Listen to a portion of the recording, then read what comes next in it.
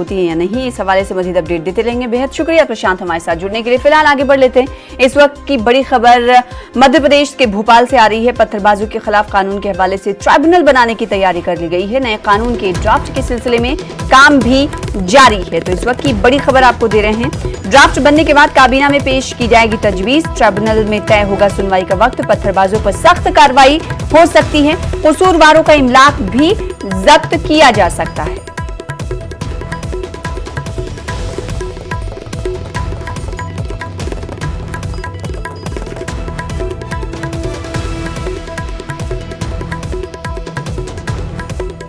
तो एमपी के भोपाल से बड़ी खबर आपको दे रहे हैं। पत्थरबाजों के खिलाफ कानून के हवाले से ट्राइब्यूनल बनाने की तैयारी की जा रही है। नए कानून के ड्राफ्ट के सिलसिले में भी काम तेजी से जारी है। ड्राफ्ट बनने के बाद इसे काबीना में पेश किया जाएगा। ट्राइब्यूनल में तय होगा सुनवाई का वक्त कि कब पत्थरबाजों के हवाले से सुनवाई होगी। पत्थरबाजों पर सख्त कार्रवाई अब हो सकती है।